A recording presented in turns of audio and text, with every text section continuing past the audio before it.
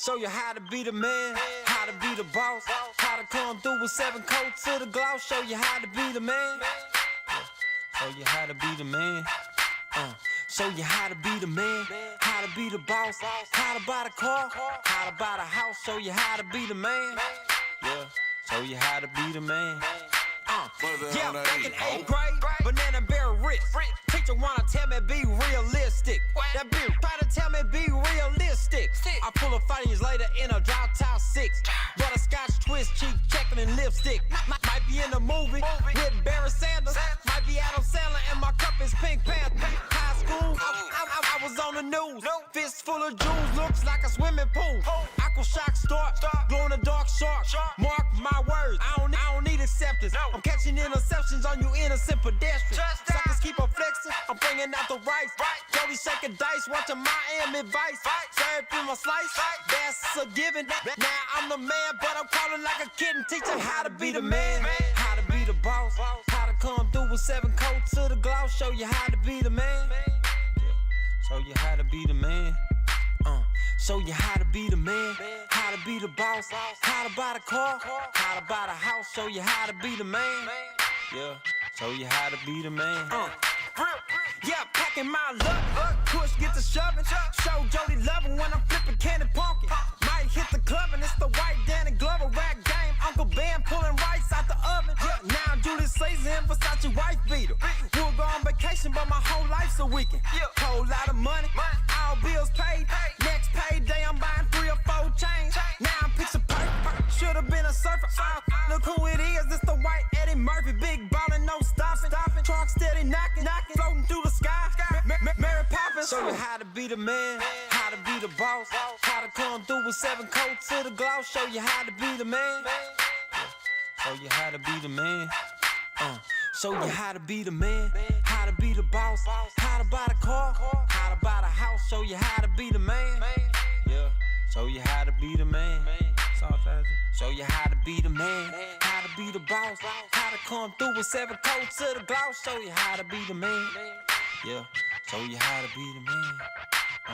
Show you how to be the man, how to be the boss, how to buy the car, how to buy the house. Show you how to be the man. Yeah, show you how to be the man.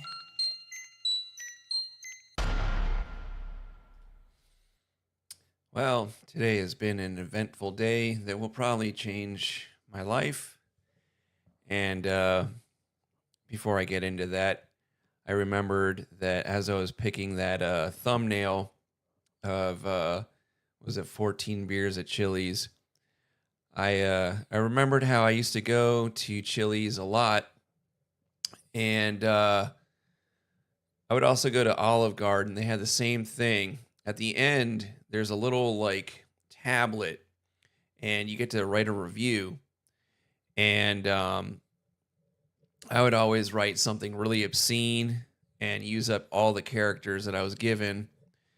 And then one day I went to go to Chili's, and I was excited for my favorite part of the meal, which was leaving the review. And there was nothing there anymore. And apparently I asked the server and the manager, and they said, well, we used to read them out loud and it was fun, but then somebody kept writing really bad things, so we had to take it away.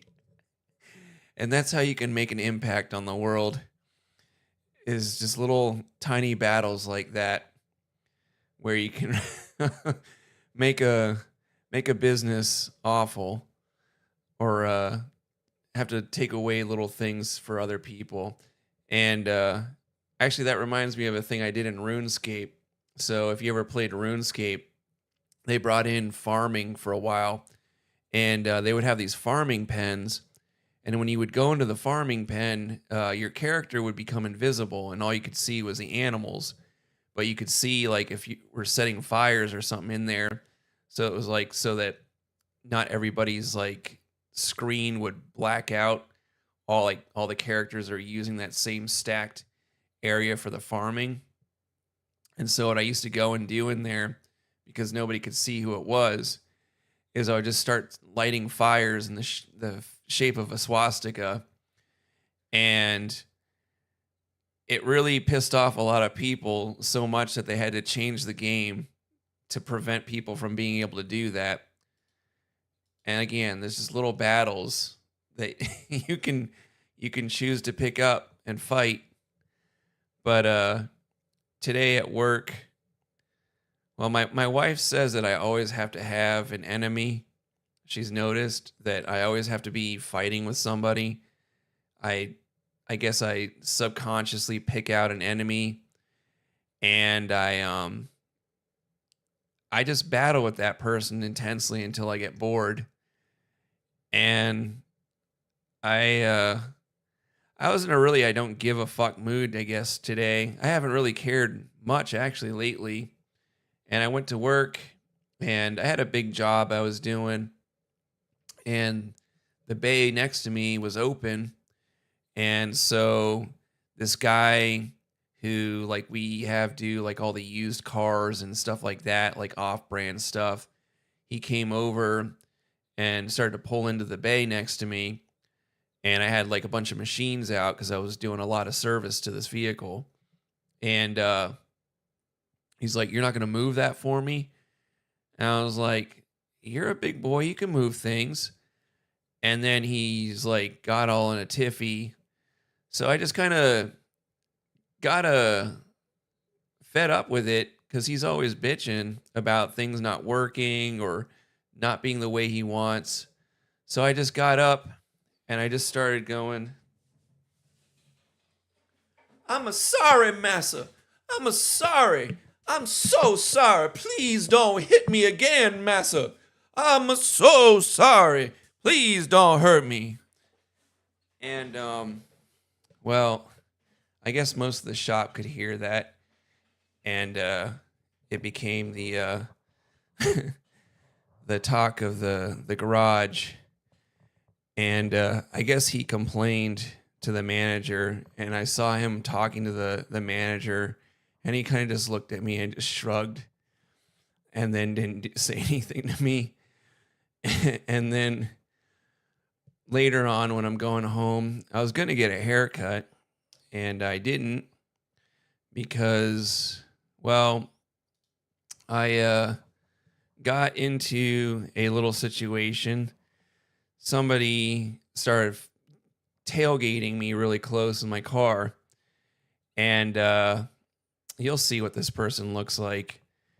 And then he started like trying to get really close on my ass when I pulled into this parking lot to go get my haircut. And then he tried to go like speed around me in the parking lot. So I went and I, blocked him off from doing that.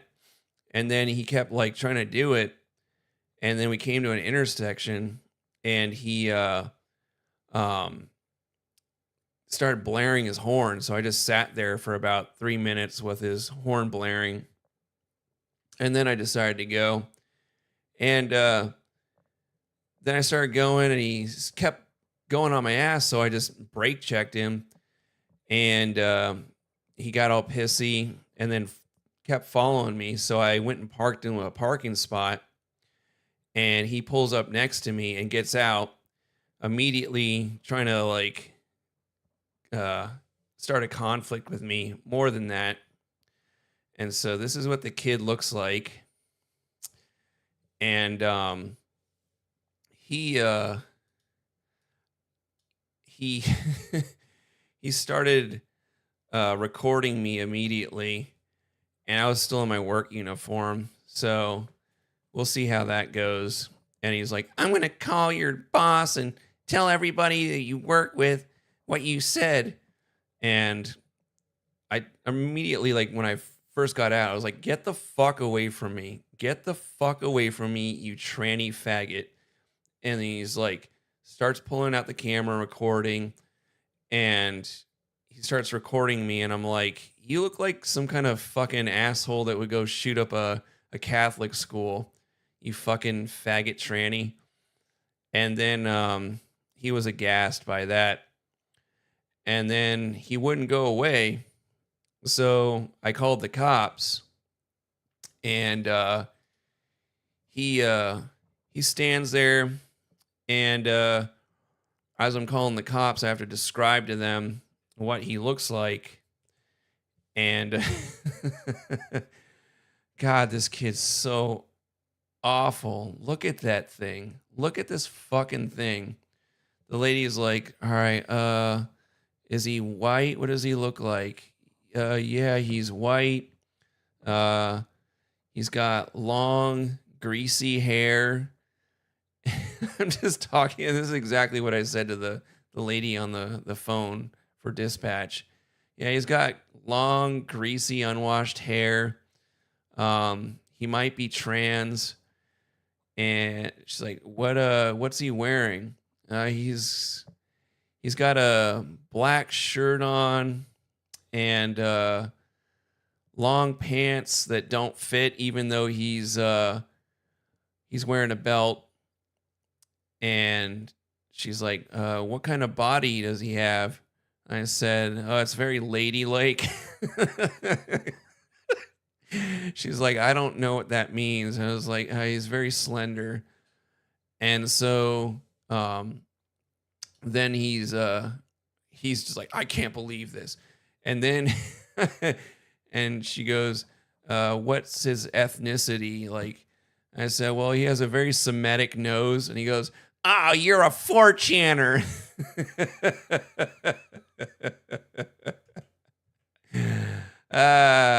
Guilty. But look at that thing, dude. Look at this fucking phenotype.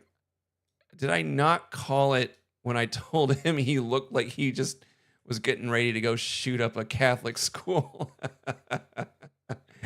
And then his mom came out because I guess they were going to go have dinner there. And I was like, yeah, your faggot son is won't go away. He's following me. And eventually I just was like, the lady's like, well, we'll have a person on the way to dispatch. It's going to be a little while though. They're doing other stuff. And I was like, all right. And then I just basically got in my car, and they thought that the cops are waiting there still or coming. And I was just leaving to go to a different spot. So I just rolled down the window and I said, have fun on Reddit, and then left. And they were just sitting there standing, waiting for the cops. So who knows how long they're waiting. You fucking idiot. You suck so much, dude. God, fucking little gay Elantra. But yeah, today was a very conflict-filled day. And I'm sure I'm going to have more things going on. I found out, well, I wonder if I should even talk about this.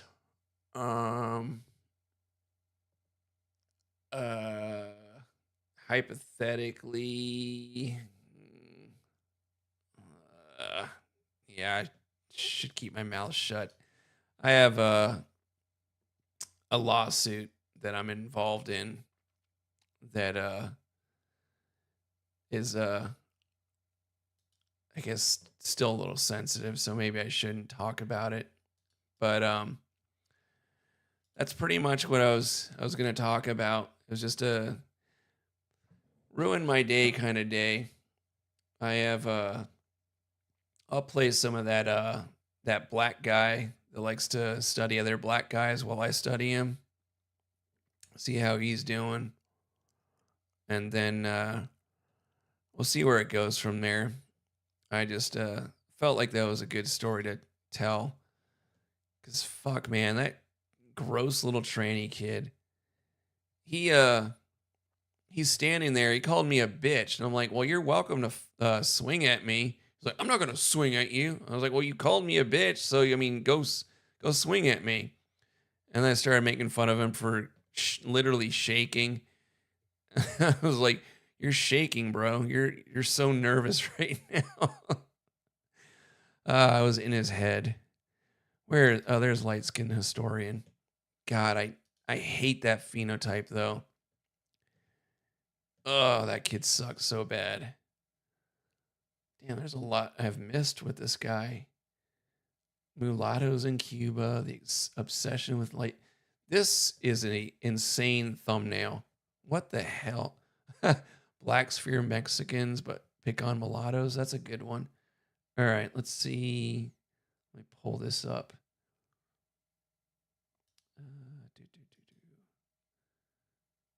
There we go. All right.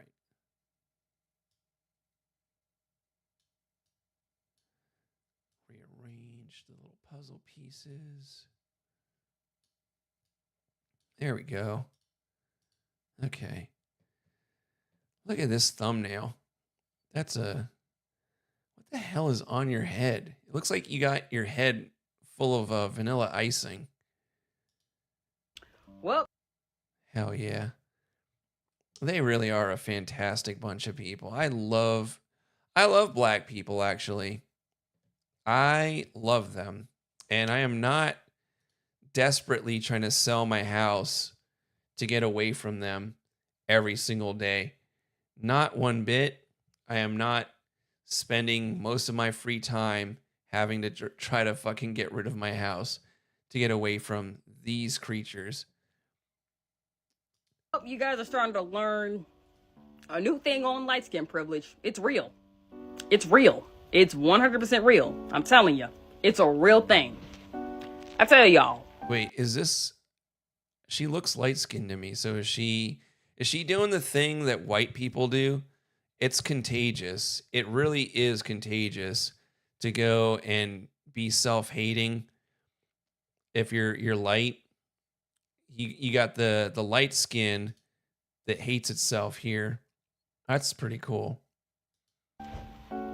When Buddy over here said what he said about Ariana saying you've never been punched in your mouth before, enticing violence against her, he got away with it. He's not getting dragged for it. But you know why he can say that? It's because obviously. But I tell y'all, had there been a dark-skinned man that said exactly what he said. If a dark-skinned man said exactly what he said, imagine the comment section just flooding him up with crazy stuff. Just imagine just all the stuff that folks would be saying to him if that was a dark-skinned dude. As a matter of fact, I remember when DJ Soulchild, Jonty, right? Y'all remember when he made a video about, the Carmelo Anthony case, saying that if a white T person ever attacked him, he would poke them. And Jonty got dragged like crazy. People were coming at him crazy, sending him crazy DMs, dragging. It really is amazing how there's just this whole world that's going on that I have no idea about. I watch a lot of these videos of this guy's channel called Sabbatical. It's got 2 B's in it. And he travels to these places. Like last night, I was watching a lot of his Japanese and Hong Kong videos. And one of the things that's amazing, because he'll do videos in America, and there's horrible things. And then I watch the poorest neighborhoods of Thailand and Vietnam, and their roads are paved, and they don't have trash, and they don't have this trash. And I wonder why do we have this? What is this like? How do we produce this? This is a crazy thing to have. And I kind of have to know about it. Like, I have to be involved for my safety. I have to kind of sometimes dip my toe in the water and look at these things and figure out what little maladies that these people are fighting. Him, trying to cancel him. Even conservative news outlets was posting about him on Twitter X. Libs of TikTok even was coming after him, trying to cancel him, saying that he was threatening white T people. Even them little coon twins, them Hogwarts twins, whatever them twins' names are, them biracial twins, them conservative twins, they were even trying to cancel him. But here you have a whole light-skinned man that can get on this internet and say that, he can entice violence, punching a woman in the mouth. They can get away with that. I mean, before you come at me with different size platforms, let me tell y'all something. Y'all know E. Kane, right? Y'all remember that comment she made about that dark-skinned woman? Y'all remember that? She still got a platform. She says the craziest stuff ever. Even after she apologized for that, she says the craziest stuff ever. She's still disrespectful. I don't like her and how problematic she is, but she still has a platform. I mean, people forgave her immediately after that whole comment and still give her a platform, but she still says the most controversial stuff ever, and she's so problematic. But you know why she still has a platform? Is because y'all notice that light-skinned people can get away with a whole lot of stuff that, dark-skinned men and women can't get away with. That's weird. We'll find out if I can get away with all the things that I said to that tranny-looking kid in my little road rage debacle that I told the story about. And I wonder how that'll work. Or I just get fired. I really don't care at this point. I was looking at, I don't know. I'm going to move to Hong Kong or South America. Somewhere to get away from this, though. I don't want this. I don't want to see this.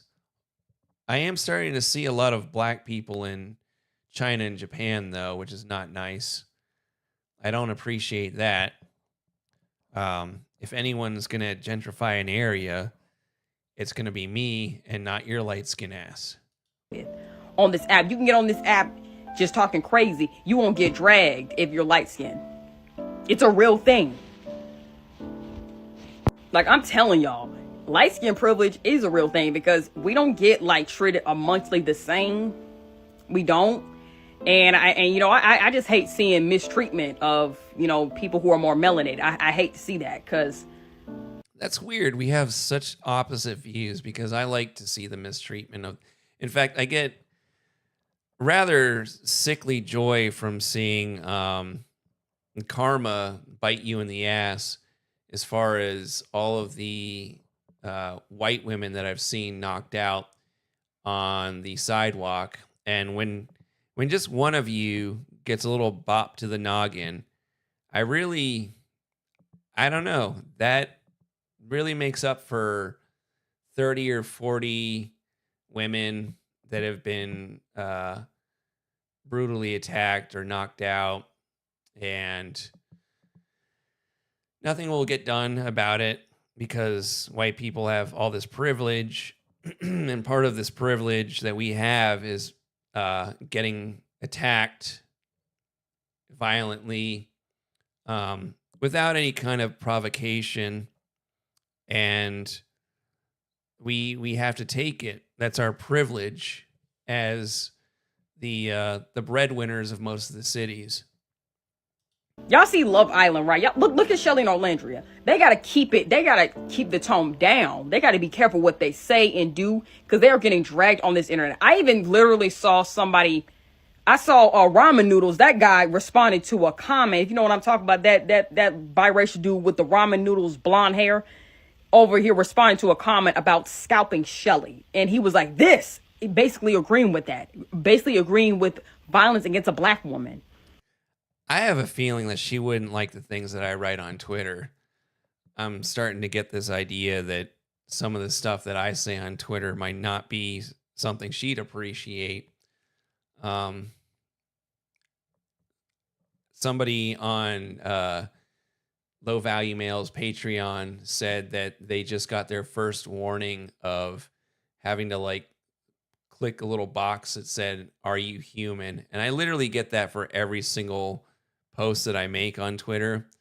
I would say probably 75 to 80% of the posts that I make on Twitter require me to prove that I am a human, because I guess the vitriol that I spit out is not indicative of humanity. Or I like to think of it as the way that Jews think of everyone else as Amalek. I feel like they're just taunting me and saying, are you an Amalek or are you human? Can you click the box? And did you really mean to tell did you really mean to tell that guy that you wanted him to be executed and deported in that order? Did you really mean to say that that person is not human?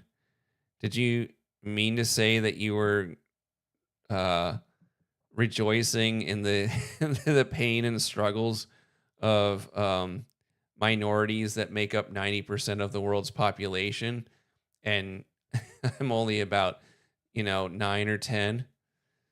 um I could go on. because they don't like how Shelly and Olandria carry themselves. They're two unapologetic black women who are confident, and they don't like that. They expect them to just kiss Huda's foot, kiss her feet. That's what they expect from them. Like, black women got to keep it low and keep it like classy, because let them act like the way Huda acted, and they.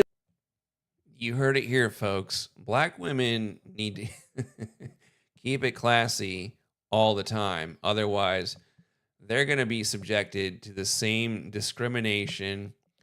Uh, it's just so, it's such an odd world that this person lives in. It's you really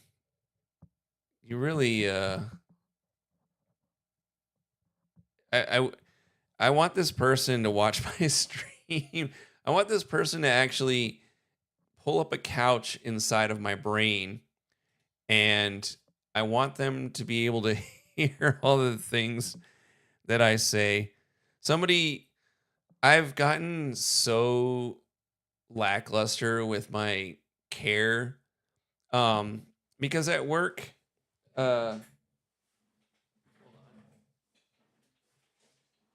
apparently it came to light to some people that when I wear my red shoelaces, and then several months ago when I had got maybe a haircut that looked very similar to a certain German leader, and have a habit of saying things that maybe HR wouldn't appreciate, or maybe uncouth metaphors for certain ethnic individuals, that there may be a chance that that I might be racist.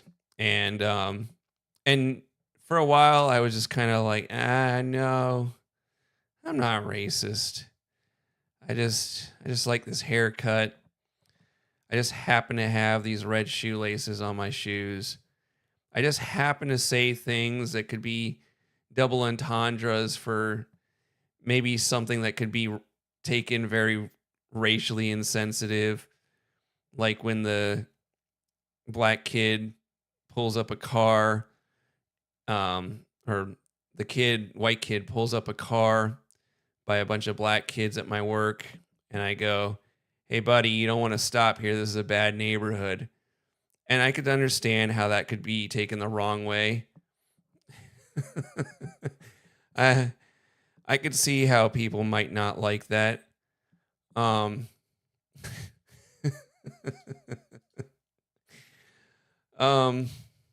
but now I just embrace it. Someone called me over today and they're like, "Hey, come check this out." And they were like showing memes to each other, and I was like, if it's not racist, I don't even want to see it.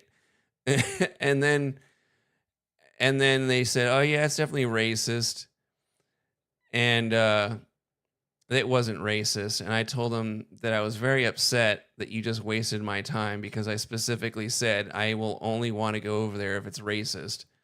And then he made it up to me by pulling a picture up of a nuclear bomb, and the caption underneath it said instant rice cooker. And I was like, all right, I feel a little bit better now. And I went back to work thinking racist things about other people. It's so it's so funny that, like, it's just become like it's not even a secret anymore. Everyone just is like, yeah, he's racist. And it doesn't even matter. Like the black kid at work is like, he gave me a strange look for a while. And then, I mean, I treat him fine. I just I'm not inviting you over to dinner. Just don't. I'll I'll help you out if you have a question about a car, but I'm not gonna. You know, it's everyone is callous, uh, and I'm actually uniting people by speaking truth to power, and that power is white. But let's. I completely forgot I was listening to this lady. They would have gotten voted out the island, out the whole villa. Crazy, right? I really can't stand how people like to just come on here and feel like superior due to their skin complexion. Sorry, I just am. And it's a real thing because old buddy boy here admitted it that there's light skin privilege. If they're open enough to admit it, I mean, it is because they know it's a real thing. It is. Just know that I will never tokenize black people. I will never do that because that's all big boy right here did was just tokenize black people. You get dirty looks at the grocery store. I have a Jesse Lee Peterson shirt that says fuck, what does it say? But it's just got a big picture of his face on it. It's faded out now.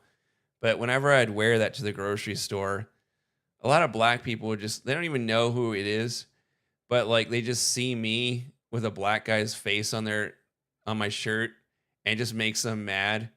And they're like, what is he up to? What does that mean? And if only they knew who Jesse Lee Peterson was. And it's funny, there's a guy that's there and I wear this Ted Kaczynski shirt that says vote by mail. And he gave me a compliment on it, and so did the other white kid that was working there that always seems to really like me as well. And this guy he looks like a Nazi. He has like the perfect like yellowish like hair that's combed over like I used to have as my Hitler haircut, but it's like perfectly blonde. And he's kind of like tan the way only German people can tan. And he really likes me. And he always says hi to me and greets me and asks how I'm doing and kind of gives me a head nod. Like he's like, yeah, I know what you're about. Like, and then I was wearing like my Anti-Semex shirt, which is like a Swedish metal band, and it has like a barbarian holding an axe on it. He's like, "Yeah, I really like Scandinavian stuff." And I was like, "Yeah, I bet you do, buddy." And I have an ally there. If when the world ends and I have to go run up to the store, I know that I have at least one guy that just like we just acknowledge each other. We don't really talk too much, which I like. I like people that don't talk to me but acknowledge me and just head nod, and we do that regularly. That's my favorite kind of guy. Like, there's nothing better to me. Like if I go to a bar and there's another guy that's regular and we just sit there and we nod at each other and we sit like kind of a few feet away from each other. We acknowledge each other and we don't really talk. I hate the person that comes up to me and talks. I hate people that talk to me. I hate it when someone wants to be friendly with me and get to know me. That makes me so upset. I get so angry. My wife can see it. Like, she gets a kick out of it. How upset I get for just having too much like social interaction with somebody. He knows he's wrong for threatening Ariana. He knows that he was wrong. And what does he do? Tries to justify everything he's doing, posting random videos, just trying to, any type of way to justify what he did and making a complete fool of himself. But hey, he'll still have his platform no matter what, guys. I'm gonna fuck your mouth.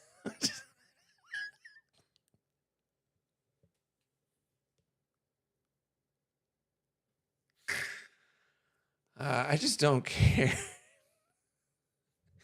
The other day, I was just like, I was telling my wife, I was like, what if I just go onto YouTube and just try to get myself banned as quickly as possible? Like, what if I just go live and just get on there like fucking my wife or something and just see how long it takes for them to just immediately remove me?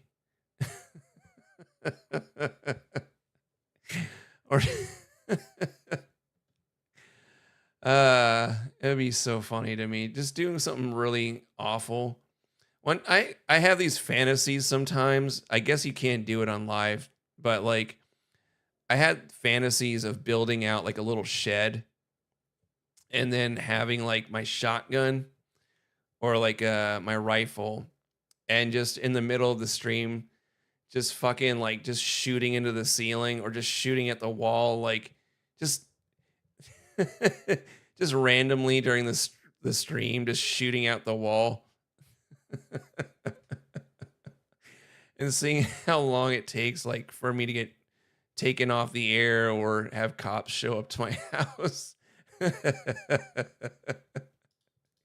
Oh, that would be so funny to just start shooting. Oh, the obsession with light-skinned men. These people, man, they really are. Hold on, I didn't get to watch this Black Sphere Mexicans, but pick on mulattoes. Back with a quick video. This video is not meant to start a race war or anything like that. I just want to point out something that I've always noticed about black people and mulattoes, and how I told you before. I remember reading a book. I forgot what the book was, but it came out over a century ago, and over 100 years ago. Back in the 1900s, late 1900s. Was it late? It was called Mein Kampf. I think it was late 1900, somewhere in there. But it was a book, basically. And it detailed the struggles of a young man that that was a war hero and went on to pursue his passion of art. And eventually he became very disgruntled and he became a king. And late 1900s. And they were talking about black people's pathology. And the pathology of black people, specifically darker black people, and how they would do loud, and it pretty much broke their pathology down to a T, and it still exists. They still exact same way today, about how they would be loud, obnoxious for attention. And this is not all black people. Loud and obnoxious for attention. So this is from the early 1900s, you say? Really? Things have really changed since then. Wow. They do things for attention. They would only attack minority groups. And we know who the minority group in America is, the mulattoes, right? And people who are disorganized, etc. And also, hold on. Also, another big one was acting pro-black, but their actions was totally different. Don't that sound like today? That sounds very similar to today. And it's funny because during the Drake and the Kendrick fiasco, which I might get deeper on an esoteric level soon. I like how that, I mean, I don't follow this shit, but obviously I heard about the Drake and what's the other black's name? Kendrick. And he just accused him on national TV of being a pedophile, and nothing happened. They're both still successful. And it really, you know, as much as we hate it, they've really made it acceptable to be a pedophile. And I think they finally won. They finally got it because nothing happened. I totally forgot all about that. But during the Drake and the Kendrick beef, you had a lot of essays in Mexico who were siding with black people because they want to go to the Pop Out concert and this, that, and the third. But it's funny how they got on Drake for saying the N-word, but they never checked Mexicans for saying the N word. And I've always noticed that. Somebody pointed that out to me. He's like, if Drake was Mexican, because you know Kendrick is from L.A. If Drake was Mexican, they wouldn't say anything about him using the N word. It's not like Drake been using the N word his whole entire career. And notice how these blacks never said anything. I mean, you have Mexicans who say the N word relentless, like they don't even care for a black person that's in front of them. But notice, You think I could pass as Mexican? When I used to be really dark from surfing and swimming, I bet you I could pass as Mexican and get away with that.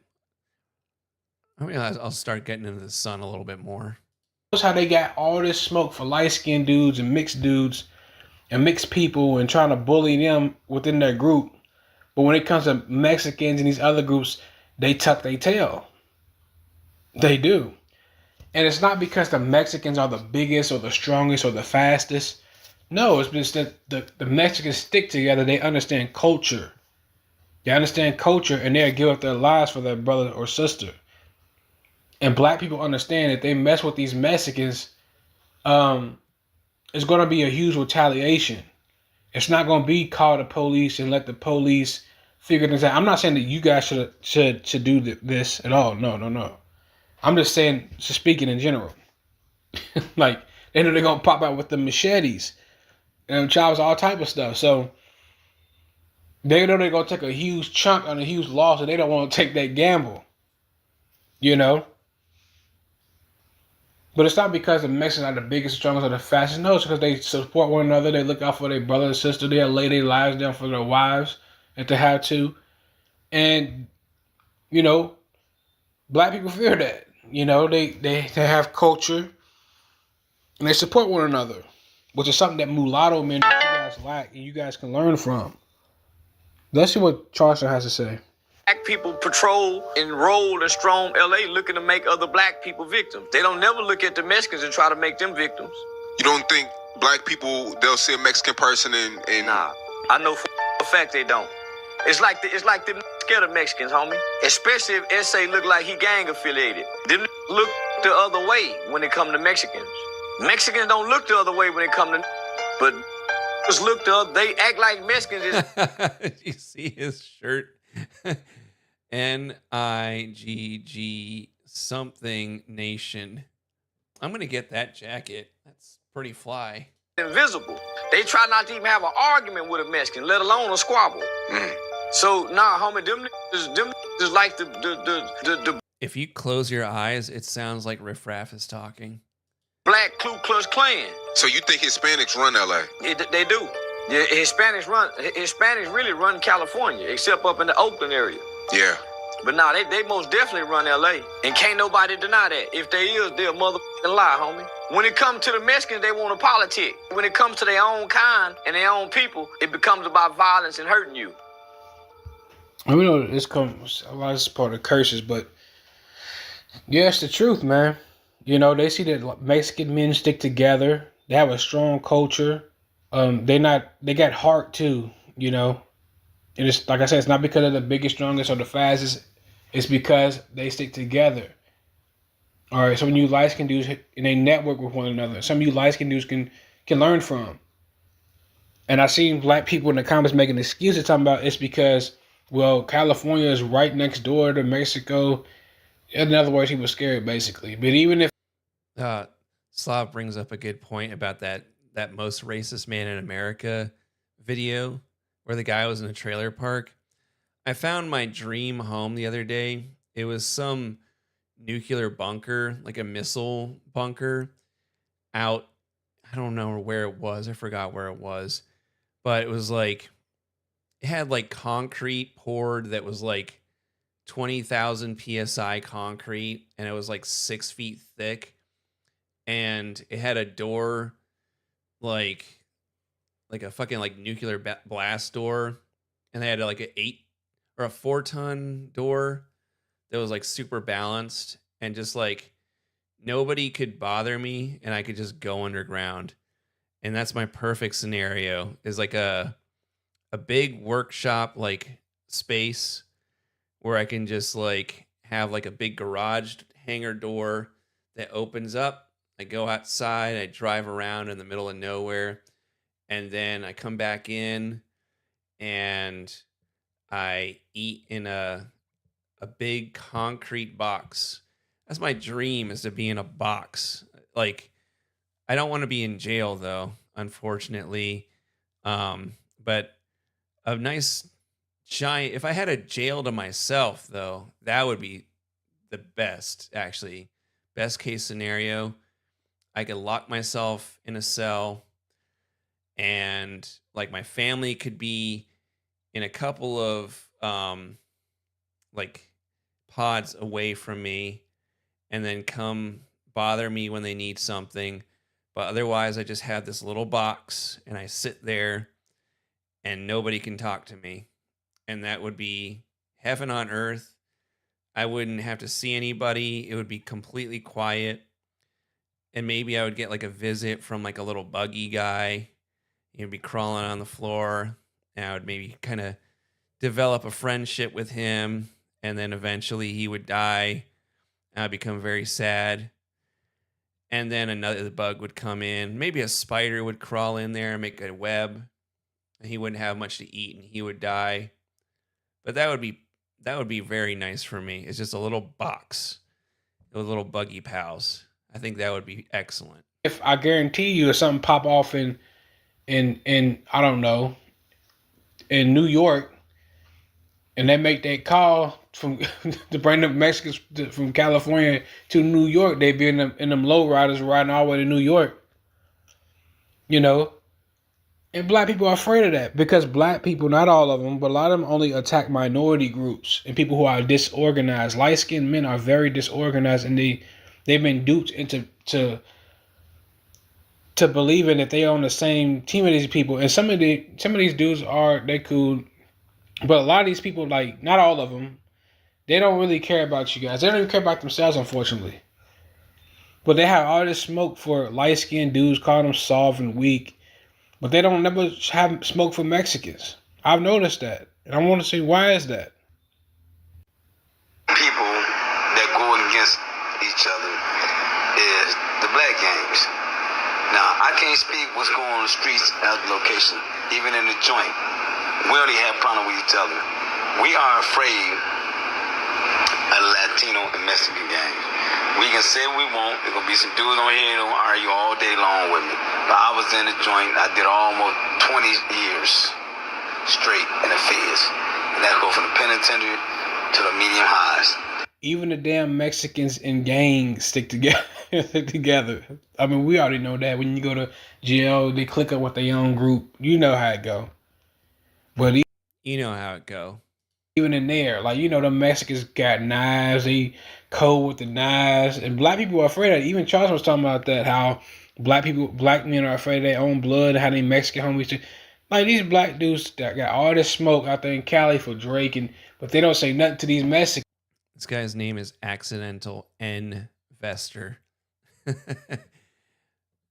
They do like to wear vests. And you guys know why. You mulatto men can learn a lot from these Mexicans and these. Or is that supposed to mean investor? Mestizos, man. And one thing about it, when MAs come, the Mexicans come, the brothers try to get out the way. You only have so many brothers that would go hard. First thing they gonna say, man, I'm trying to go home, man. I ain't trying to get caught up in that. You only got so many ride or die, and they're the ones that maybe doing natural life. But the MAs, we are scared of them. We are afraid of all the Mexican gangs. We can talk stuff. DC got to go against Ohio Black. DC got to go against Chicago. Chicago got to go against New York. But when they come down to the Mexican, ain't nobody rolling against them because, you know. Actually, I have an answer for that, and it's because the cartels are backed up by Israeli intelligence. I don't think that black gangs are backed up by any kind of intelligence in both ways of the word, meanings of the word. I don't believe that there's any centralized power backing up the black gangs or any high coefficient of thinking. When I'm them 7-8 soldiers come, them 7-8 soldiers coming to put in the work, and you might have 2 or 3 blacks that are willing to go all the way. Because a lot of us ain't got a natural life sentence. And a lot of us ain't never actually put in work that gunplay. I mean, with their steel. So when they get up in there, we get scared. We never go against the essays. We are extremely scared of them, and we know they're well-tuned machines. We know they take care of their business. Yeah, they do. They work out, they train. The Warriors, man. They got a protocol, they stick together. We don't. Ohio don't like Michigan. Michigan don't like New York. New York. See, black people they got a lot of chinks in their armor as well. They don't stick together. They A couple of chinks in their armor, huh? don't like themselves, but they exploit light-skinned dudes and mixed. It's crazy. They do it to the mulatto cats, but come on. Don't like Chicago. New Jersey don't like Texas. They don't do that. If you come in, you're a solid Mexican, you're down with them. Now, if you're on the West Coast, it might be a different thing because you got Serrano, the Northerners, the MAs. Well, when they just in the system in the Midwest, they rolling together, they rolling hard, and they rolling deep. We, as blacks, are afraid of the Mexican gangs. Peace out. You hear he keeps saying that they stay together. That's why we afraid of them. And that's why nobody respects a lot of light-skinned cats, because y'all don't network with one another. And you guys, I'm going to make a whole nother video about protecting yourselves and things like that. But I also want to point one more thing. I like how he said, I'm going to point out one more thing and then cuts out the video.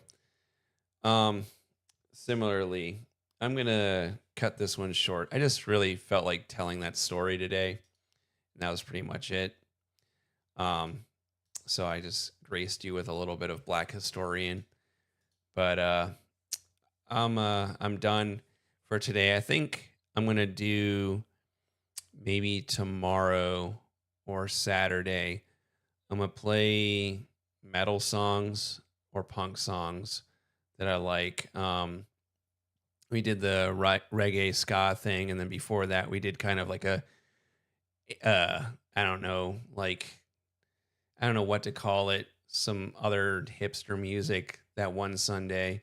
So I'm going to play a bunch of like the punk stuff that I like, and maybe you'll hear something that you like.